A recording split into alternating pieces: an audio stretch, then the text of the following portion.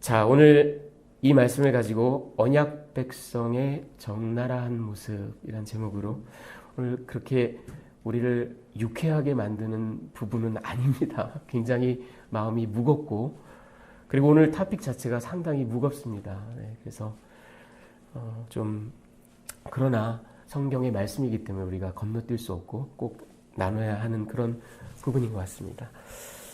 자, 사탄교에서 회심한 여러분 지금 보시는 분은 해럴드 M. 베스트라는 그런 휘튼 칼리지에서 오랫동안 가르쳤던 분입니다. 휘튼 칼리지에서 특히 뮤직 컨서버토리에서 음악을 가르쳤던, 그래서 월십 인도자들, 예배 인도자들을 양산해냈던 아주 훌륭한 그런 교수인데, 이분이 1993년에 신앙으로 바라본 음악이라는 아주 좋은 책을 썼습니다. Music Through the Eyes of Faith, 그런 책이에요. 이 책에 이분이 자기가 실제로 경험했던 이제 얘기를 나누면서 들었던 이야기를 하나 소개를 하는 게 있습니다. 거기에 보면 어떤 젊은이가 있어요.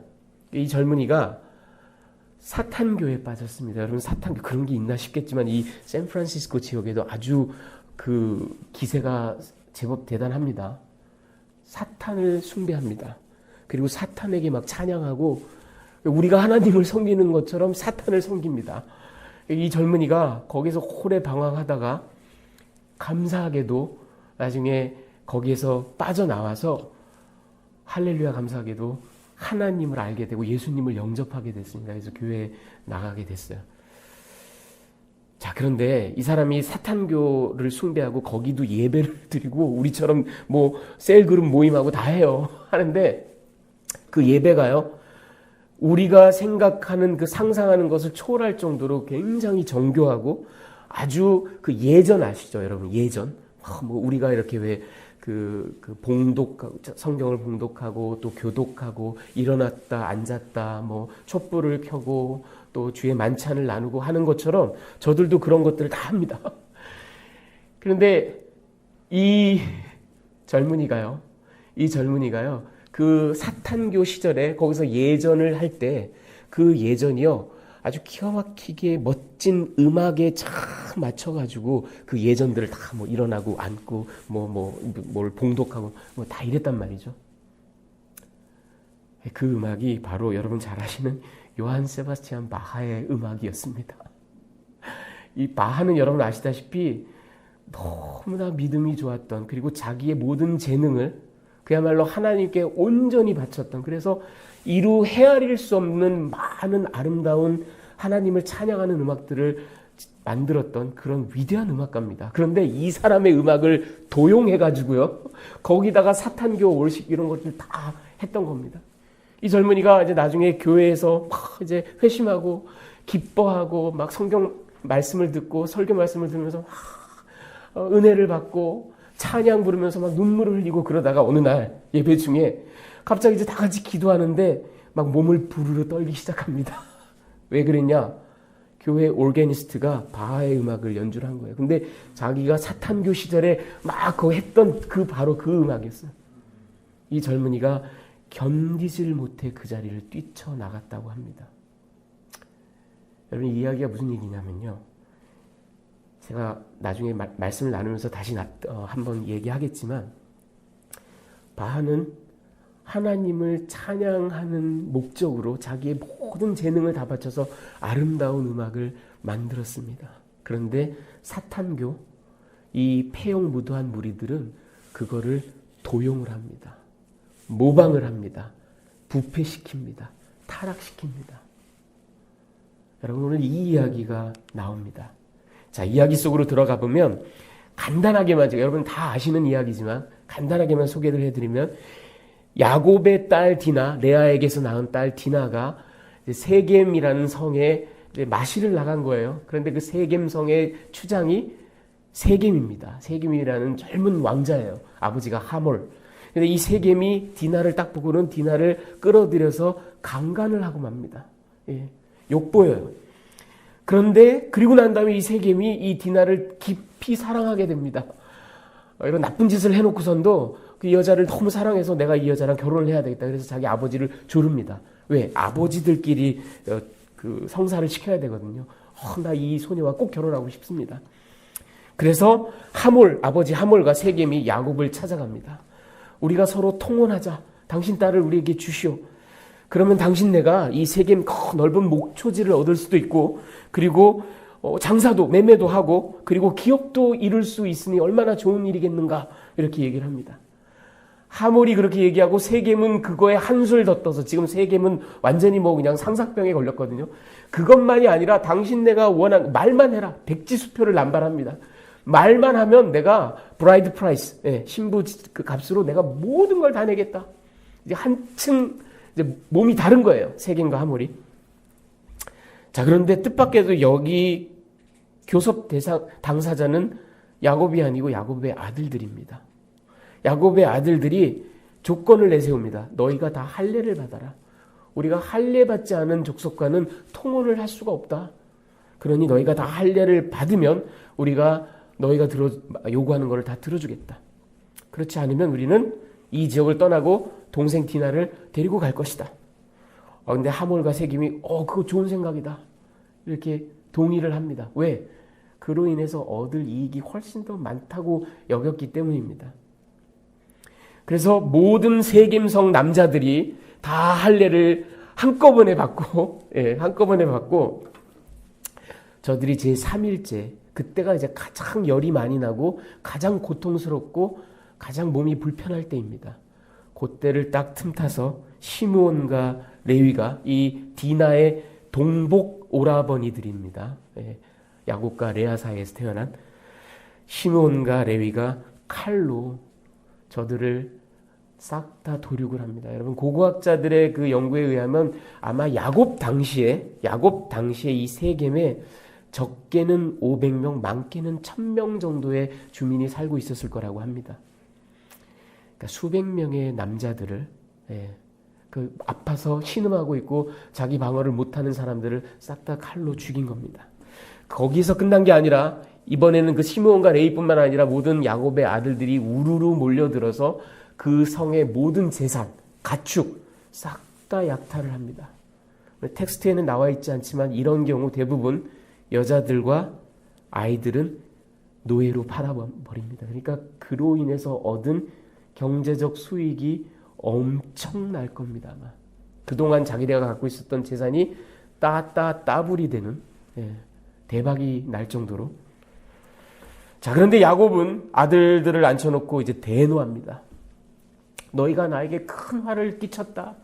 저 가나안 족속과 브리스 족속이 이 소식을 듣고 저들이 연합군을 형성해서 나를 치러 오면 어떡하냐? 그러면 나와 내 집안은 끝장이다. 여러분, 야곱이 딸 디나에 관한 이야기라든가 그런 도덕적인, 너희가 왜 사람을 죽였냐, 이런 도덕적인 문제를 놓고 야단을 치는 게 아니라 나는 이제 끝장났다 이러고 난리가 납니다.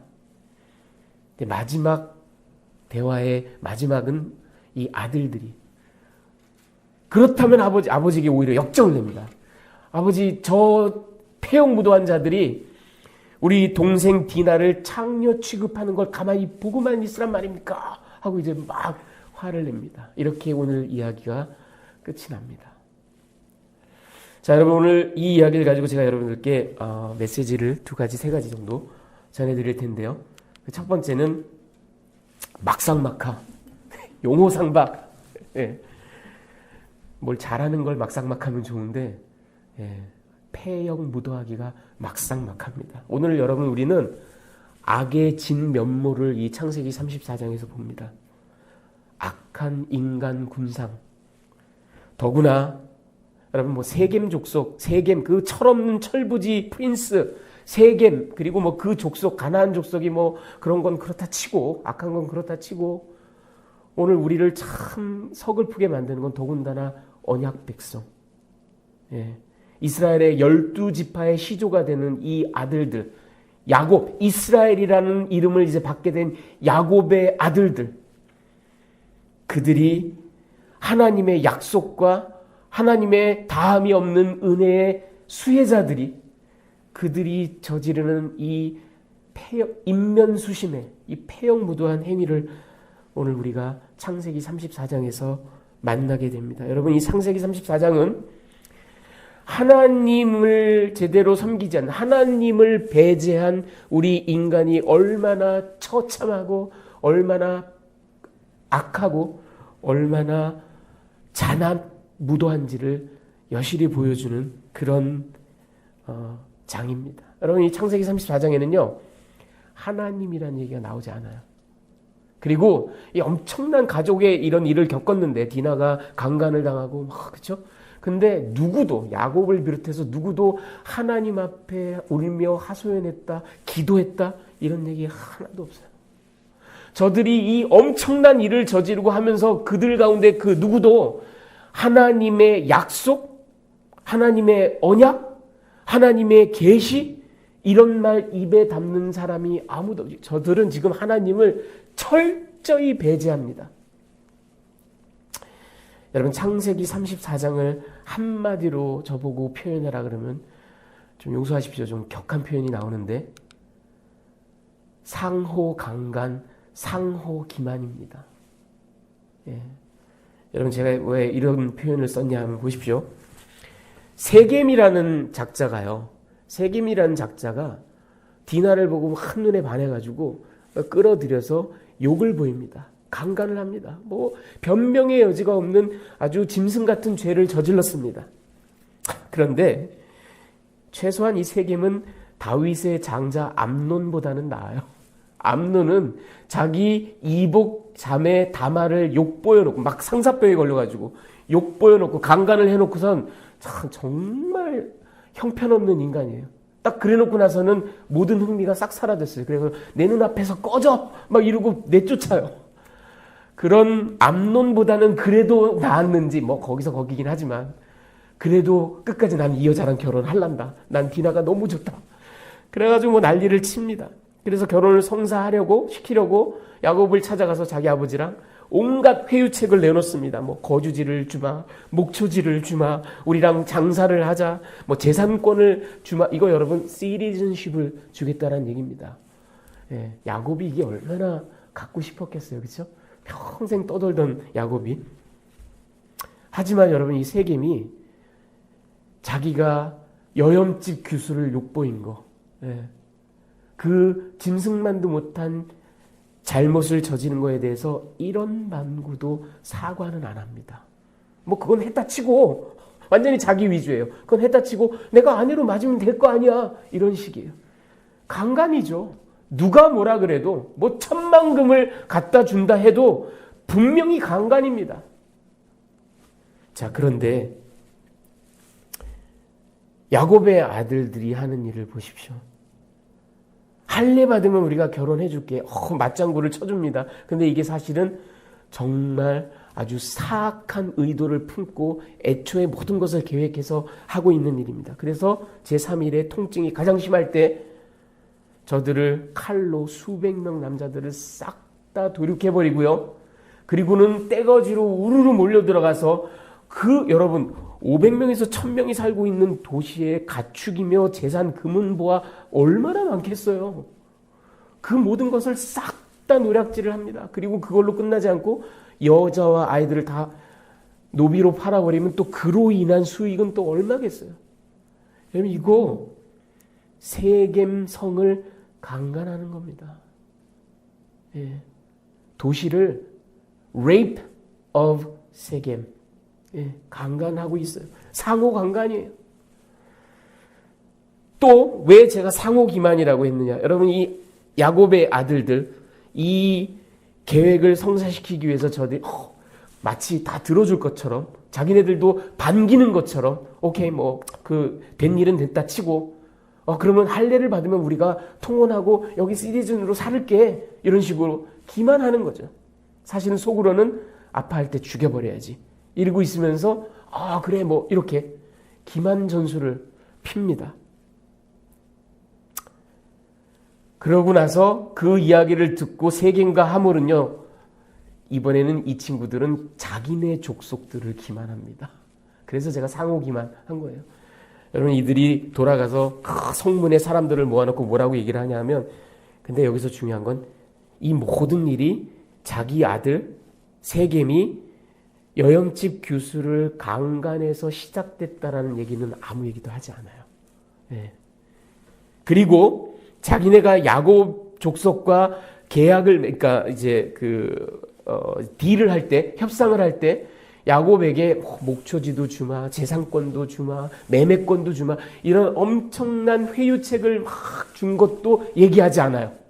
그리고는 오히려 이 모든 것들이 세겜에 굉장히 득이 될 것이다, 이런 식으로 표현합니다. 23절을 읽어보면요. 그러면 그들은 이제 야곱 족속입니다. 그들의 가축과 재산과 그들의 모든 짐승이 우리 세겜 것이 되지 않겠느냐, 우리가 싹 다 꿀꺽 먹어버릴 수 있지 않겠느냐, 이런 식으로 저들을 속입니다. 그러니까 굉장히 어트랙티브한 비즈니스 프로포설처럼 얘기를 합니다. 자기네 잘못에서 시작됐는데, 그렇죠? 그러니까 그들 말을 들어주자, 이렇게 얘기를 하고 있습니다. 여러분, 이 창세기 34장에 지금 세겜 하몰 할 것 없이 야곱의 아들들, 지금 언약 백성이든 아니건 간에 저들은 지금 하나님을 부르지도 않고 하나님께 기도하지도 않고 정말 누가 더 악한가, 거의 무슨 경쟁이나 하듯이 막상막하예요. 용호상박입니다. 이런 처참한 모습을 보이고 있습니다. 자, 그러면 두 번째 메시지는 이겁니다. 악의 문제. 여러분, 지금 우크라이나에서 전쟁이 일어났어요. 수많은 사람들이 삶의 터전을 잃고 생명을 잃고 피난하고 정말 안타까운 현실이 우리 눈앞에 펼쳐지고 있습니다. 그런데 어디 우크라이나 전쟁뿐이겠습니까? 우리 인간이 가인이 아벨을 때려 죽인 이후로 지금까지 인간은 계속해서 서로를 죽이고 살상하고 전쟁하고 인신매매하고 키드냅, 유괴하고 강간하고 20세기에만 해도 여러분 양차 대전을 인류가 경험을 하고 특별히 그 위대한 민족, 독일 민족이 여러분 세계 최고의 문화를 가졌던, 세계 최고의 철학, 문학, 아까 음악, 바하, 역사, 이런 거를 자랑하던 그 동일 민족이 히틀러의 광기에 함께 협력하여서 또는 묵인하여 나치의 국가사회주의라는 이름으로 600만이 넘는 유대인들을 가스실에서 처참하게 죽이는 홀로코스트, 2차 대전은 말할 것도 없고요. 어디 그것뿐입니까? 여러분, 연합군은, 미국은 전쟁을 끝낸다라는 미명하에, 그리고 정의를 실현한다, 악을 응징한다라는 미명하에, 그렇지만 여전히 수십만의 민간인들을 한순간에 몰살시켜버리는 히로시마 나가사키 원폭을 투하하고, 여러분, 제가 오늘 이중 강간이다, 이런 험악한 표현을 썼는데, 이거 제가 그냥 쓴 말이 아니고 비슷한 시기에 중일 전쟁이 있었을 때 일본군이 남경 그 도시에 들어가서 수십만의 민간인들을 그냥 학살해버리는 그런 천인공노할 만한 짓을 저질렀을 때 그 일을 두고 역사학자들은 Rape of Nanking, 남경 학살 또는 남경 강간, 유린, 그렇게 표현합니다. 그와 같은 일을 오늘 야곱의 아들들이 한 거예요. 세겜 성에 대해서. 여러분, 오늘 어떻게 보면 이 악의 문제, 우리 모두 오늘날 별로 얘기하고 싶어 하지 않는, 그렇죠? 무거운 토픽입니다. 우리가 얼마 전에 조직신학 같이 공부하면서 이 죄라는 것을 얘기할 때 제가 하마르타노, 헬라어로, 그리고 히브리어로는 하타. 근데 그 뜻이 뭐라고 그랬죠? 관역을 맞추지 못한. 여러분, 성경이 죄 또는 악을 표현하는 가장 대표적인 컨셉, 개념이 바로 이겁니다. 관역을 맞추지 못함. 그럼 사도 바울이 로마서에서 모든 사람이 죄를 범하였으니 하나님의 영광에 이르지 못하고 관역을 맞추지 못해요, 우리는. 예. 이게 악에 대해서 성경이 우리에게 설명하고 있는 바입니다. 여러분은 이 악을, 우리가 눈만 뜨면 악을 봅니다. 지금도 전쟁이 일어나고요. 인류는 수없는 악을 저지르면서 여태까지 살아왔습니다. 여러분, 그 악을 생각하면 어떤 것을 제일 먼저 떠올리십니까? 선악과를 떠올리시겠죠. 그렇죠? 태초에 창세기 3장의 그 아담과 하와의 범죄. 또는 여러분 가운데 어떤 분들은 텍스트, 성경에는 정확하게 나와 있지는 않지만 이거 선악과보다도 어쩌면 선행되었을, 먼저였을 천사의 타락을 생각하는 분들도 있을 겁니다. 그렇죠? 또는 세상 사람들은, 그리고 심지어는 기독교 신자들 가운데도 모호하게 이런 생각을 갖고 있는 분들이 있습니다. 뭐냐 하면 이 우주는, 세계는 조로아스터교라든지 아니면 마니교가 얘기하는 것처럼 선과 악, 선한 신과 악한 신, 그래서 막 서로 격돌하는, 서로 뭐 비등비등한 그런 존재들이 막 격돌하는 그런 것이 세계가 아니겠는가. 그래서 기독교 신자들 가운데도 좀 모호하게 뭐 천사가 타락했건 뭐 어쨌든 사탄이 생겨서 그 사탄이 하나님과 막 이렇게 격돌해. 여러분, 이거는 정확한 성경적인 그런 세계관은 아닙니다. 제가 그걸 설명해 드릴게요. 악을 여러분은 어떻게 생각하십니까?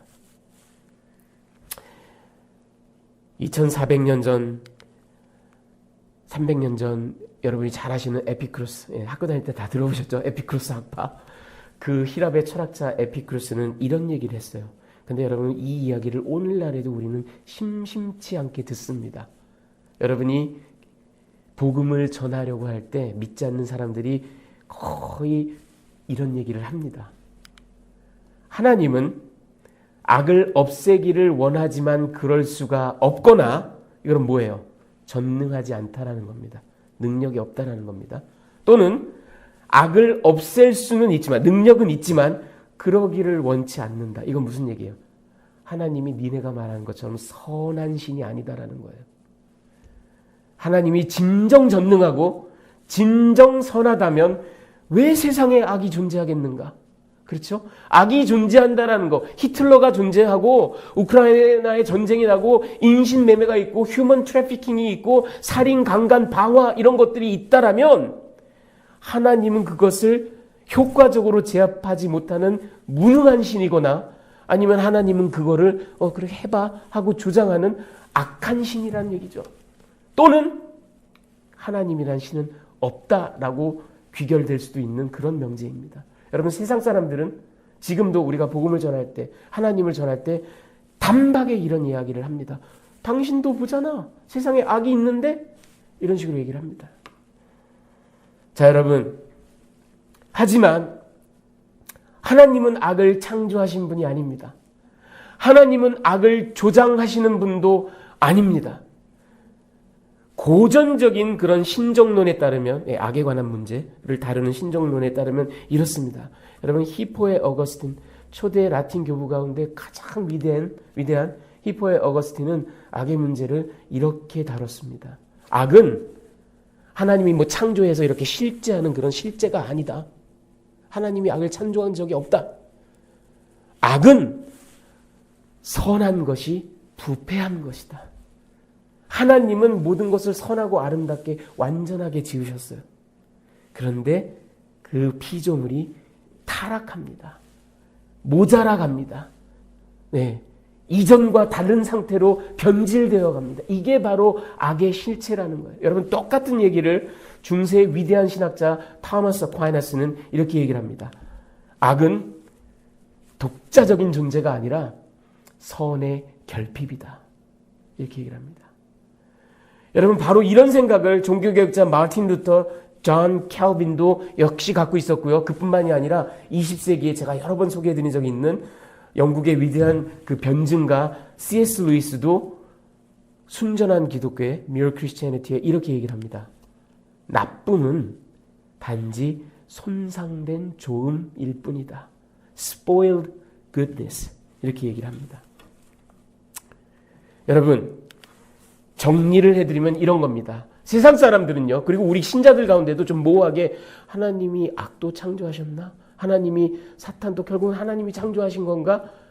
또는 세상 사람들은 하나님과 악이 서로 격돌하고 또는 하나님이 악을 창조하고 이런 생각들을 가지고 있어요. 하지만 성경이 우리에게 증언하는 바를 교부들과 신학자들과 개혁자들이 밝혀낸 바에 의하면 악은요, 하나님이 창조하신 그런 독자적인 존재가 아닙니다. 그분은 악을 창조하실 수 있는 분이 아니에요. 하나님은 완전한 피조 세계를 만드셨습니다.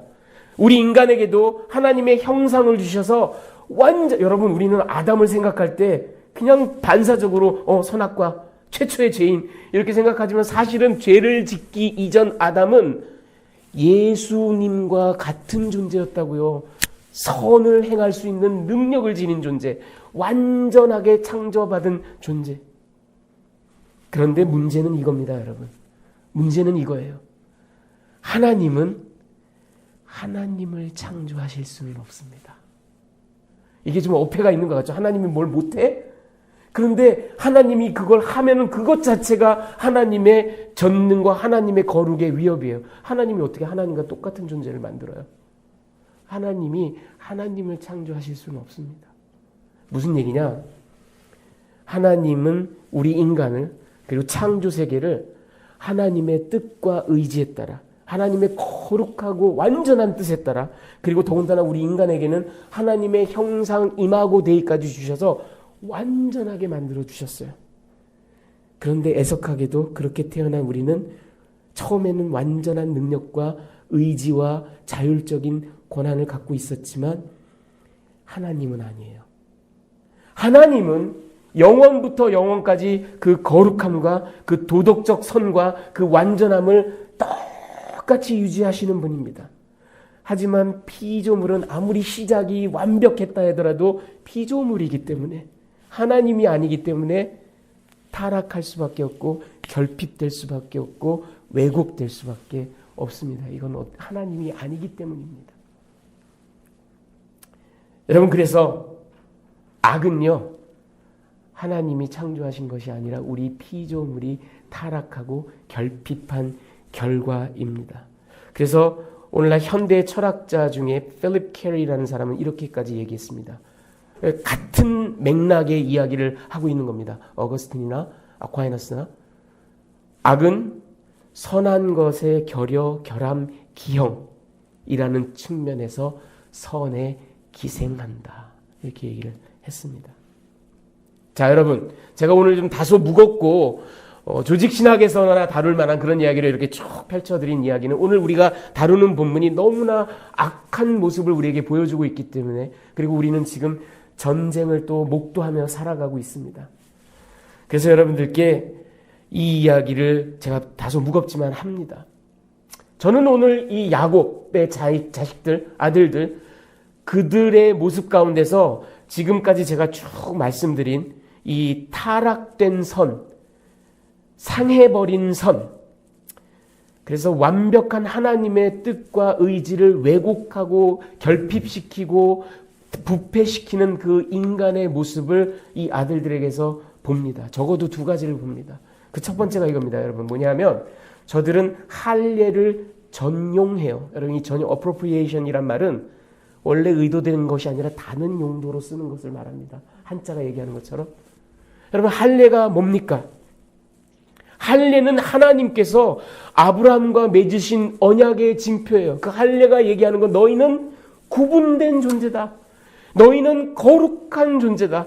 너희는 내가 주는 축복과 생명을 받아 누릴 존재다. 그리고 너희만으로 끝나는 게 아니라 앞으로 수많은 후손들을 통해서 이제는 아브라함 족속만이 아니라 열방의 모든 족속들이 육신에 받는 할례든 마음에 받는 할례든 이 할례를 통하여 너희가 하나님의 거룩한 언약 백성으로 들어오는, 여러분, 죽음이 생명으로 바뀌는 그 거룩한 상징이며 도구가 할례입니다. 네. 그런데 저 아들들이 어떻게 해요? 할례를 받게 해놓고 요것들을 죽여버려야지. 생명의 상징, 생명의 도구를 죽음의 미끼로 사용합니다. 싹 바꿔버려요. 하나님의 이름을 더럽혀가면서 너희가 할례 받아야 우리가 통혼할 수 있어. 우리는 그런 민족이야. 우리는 거룩한 민족이야. 이래가면서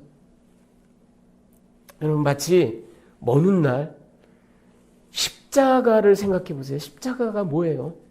십자가가 원래 페르시아에서 개발된 고안된 그런 처절한 죽음의 도구입니다. 사람을 완전히 바짝바짝 말려 죽이는, 어떤 사람은 일주일간도 여기 매달려 있어요. 그 처절한 죽음의 도구를 하나님께서는 아들을 그 위에서 죽게 하심으로 이제는 거기에서 보혈의 공로가 흘러나와 모든 사람들이 그 아들을 믿기만 하면 생명, 단순히 생명이 아니라 영원한 생명을 얻게 하는 그런 생명의 도구로 바꾸셨어요. 이게 하나님이 하시는 일이에요. 죽음을 생명으로. 그런데 저 아들들을 보십시오. 생명의 도구, 생명의 상징 할례를 죽음의 미끼로 사용합니다. 죽음의 도구로 사용합니다. 두 번째는 여러분, 우리가 창세기 31장 할 때 낫잘 여러분 기억나시죠? 이 낫잘 너무나 뜻밖에도 두 가지 전혀 상반, 완전히 극과 극의 의미가 한 단어에 있어요. 너무나 신기하다 그랬죠? 한쪽은 약탈하다, 강탈하다, 다른 한쪽은 구원하다, 구조하다. 그런데 여러분 이 비밀을 제가 여러분과 나눴죠. 하나님께서 애굽에서 이스라엘 백성을 구원하실 때 사실은 애굽의 재산을 약탈하셨고 애굽의 종교를 다 강탈하셨고 애굽의 왕 바로의 마음을 그 아들을 빼앗아 버림으로, 심지어 십자가 사건도 가만히 보면 예수께서도 인자가 온 것이 사단을 결박하고 그의 세간을 강탈하려 왔다. 그렇죠? 십자가가 결국은 사단을 강탈하고 우리 사단에게 묶여있는 우리에게 생명을 주는 낫잘이라고. 그래서 하나님께서 구원을 이루는 방법이 놀랍게도 신기하게도 역설적이게도 낫잘, 강탈하면서 구원하시는, 이게 하나님의 방법인데 이 아들들이요 여러분 하나님을 흉내냅니다. 26절을 보세요. 디나를 데리고 오고 끄집어내 구원합니다. 레스큐합니다. 물론 동사는 라까라는 다른 동사를 썼지만 어쨌든 딱 봐도 이건 레스큐예요. 그리고 27절 노략했다 저들을. 바자즈라는 역시 다른 동사를 써요. 낫잘은 아니에요. 29절에도 역시 노략했다. 바자즈를 씁니다. 여러분 저는 이 성경 기자가 의도적으로 다른 동사를 썼다라고 봐요. 물론 성경 다른 부분에 가보면 사람을 주어로 낫잘을 쓰기도 합니다. 하지만 이 창세기 34장에서 성경 저자는 저들이 하나님을 모방하는 그런 비스무리한 행동을 하는 건 사실이지만 하나님의 하시는 일을 완전히 타락시켰다라는 것을 분명히 우리에게 얘기하고 있어요. 낫잘이라는 동사를 쓰지 않아요. 근데 그와 비슷한 행동을 합니다. 가서 약탈하고 가서 디나를 데려오고. 하지만 저들은 하나님이 하시는 일을 흉내내고 모방했지만 저들의 복수심을 채우기 위해서, 피해 굶주린 복수심을 채우기 위해서, 또는 재산을 강탈하기 위해서, 또는 그냥 화가 나서 악한 의도로 이런 짓을 한 겁니다. 그러나 제가 분명히 보는 것은 악이, 제가 아까 처음에 말씀드렸죠. 선한 것이 타락한 것, 선한 것이 결핍된 것. 지금 이 아들들이 하고 있는 모습이 정확하게 그런 것입니다. 여러분, 악의 문제는 이런 겁니다. 하나님이 악을 창조했다고 사람들은 잘못 생각하는 경우가 있어요. 심지어는 하나님이 얼마나 선한 분인지를 보여주기 위해서라도 악을 좀 이렇게 대비가 되게끔 만드셨다라고 그렇게 주장하는 사람들까지도 있어요. 하지만 여러분, 우리 하나님은 도대체가 악을 만드실 수가 없는 분입니다. 자, 여러분, 그래서 오늘의 결론, 마지막 메시지는 이겁니다. 그런데 이거는 제가 오늘 좀 깊이 나누기보다는 다음 시간을 기약하는 그런 얘기가 되겠습니다. 악에 대한 하나님의 해법은 이겁니다. 여러분, 저 야곱 아들들을 보면 저들이 이제 그 하나님의 구속사의 주체가 되는 언약 백성의 시조가 되는 이스라엘의 12지파 그 아들들이에요. 그런데 그 아들들이 역사를 시작하는 꼬락서니를 보십시오. 정말 입에 담기가 힘든 악한 소행으로 시작을 합니다. 여러분 이게 뭘 말하겠어요? 우리가 아무리 하나님의 은혜를 받은 자들일지라도 우리의 행위로 하나님의 은혜를 받은 게 아니라는 겁니다. 하나님의 선택, 하나님의 은혜, 하나님의 인내하심. 저들을 참아주세요. 오늘 우리가 찬양한 것처럼 저들을 용납하세요. 여러분 이 야곱의 아들들은 이방인 세겜 족속보다도 더 악합니다. 오늘 그들의 행위를 보고 그대로 평가하고 그대로 처단한다면 벌써 뽀사 죽였어야 돼요. 그런데 하나님은 참으세요. 하나님은 인내하세요. 용납하세요. 그리고 진짜 중요한 점은 이겁니다. 여러분 아까 소개해드린 어거스틴을 다시 한번 인용합니다. 그가 악의 문제를 결론 지은 것이 이겁니다. 하나님은 악이 전혀 존재할 수 없도록 완전히 불허하기보다는 여러분 이거는 간단해요. 악을 아예 불허하려면 그냥 저와 여러분을 로봇으로 만들면 돼요. 하나님이 입력한 대로 행동하게끔 만들면 아무 문제가 없어요. 그게 불허하는 거예요. 그런데 그렇게 불허하기보다는 우리는 부패하는 존재, 타락하는 존재, 결핍하는 존재이기 때문에 악은 생겨날 수밖에 없거든요. 그렇다면 하나님의 해법은 뭐냐면 그 악으로부터 선한 것을 반드시 만들어내고야 말겠다. 이게 하나님의 판단입니다. 이게 하나님의 판단입니다. 여러분 그러면은 제가 오늘 이 창세기 34장을 가지고 오늘은 주로 이 악에 대해서 굉장히 좀 무거운 얘기를 많이 했습니다. 다음 시간에 창세기 34장을 한 번 더 다룰 텐데 하나님께서 어떻게 이 악한 우리 인간들을 참으시며 그걸 통해서라도 하나님의 구속의 역사를 이끌어 가시는지를 함께 나눠보기를 원합니다.